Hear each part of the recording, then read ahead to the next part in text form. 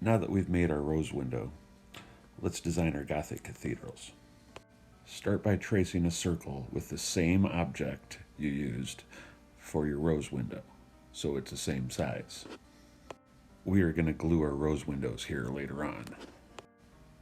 You decide whether you want your paper to go landscape or portrait, and you can decide where you want your rose window to be. It does not have to be in the center. Sometimes it's a little bit more interesting if it is not. Gothic cathedrals had large towers, and I want to see some of those in your drawing. Start drawing with a pencil, and you can go over your lines later. Use a ruler if you need to. That can help you with straight lines. Be neat.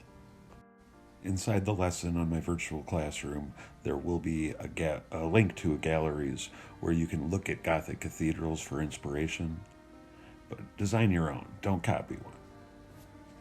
Remember that Gothic cathedrals had pointed arches, so make sure that you're putting some of those in your drawing too. Take your time with it. Neatness counts, or what I call craftsmanship counts. Gothic architecture is all about the little details. So make sure you're doing that. Just tiny little embellishments when you're making windows or doors or beams or columns, crosses on the tops of the towers.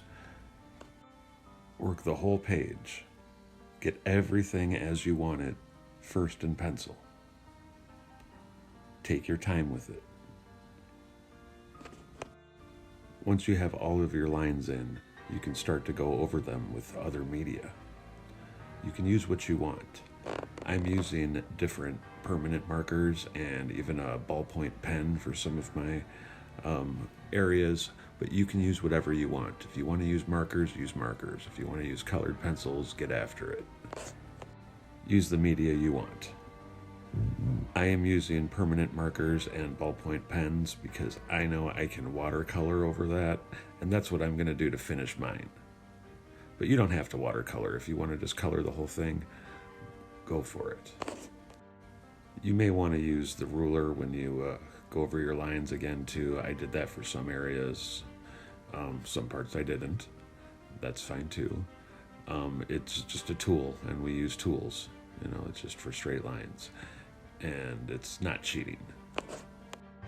Keep at it. It might take some perseverance to get a really nice design done, but these things are all about the details.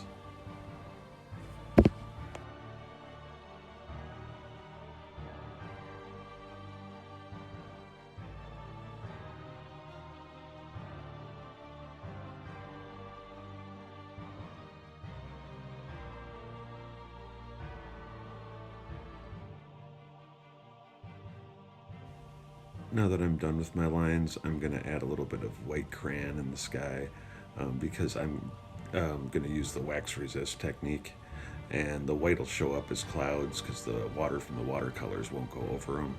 I'm also going to use black watercolors for my Gothic cathedral because I know that the black from the watercolors will just mix with the white of the paper and it'll become a gray. This happens because the paint in the watercolors, when it's mixed with the water, is translucent, which means some light can come through it, or it's partially clear. And then it's going to mix with the white of the paper to make this blue a little later and to make that black into the gray for my Gothic cathedral. When everything is colored how you want it, and maybe if you're doing watercolors, let it dry. After that, we're going to glue our rose windows into its spot on our Gothic cathedrals to finish it up.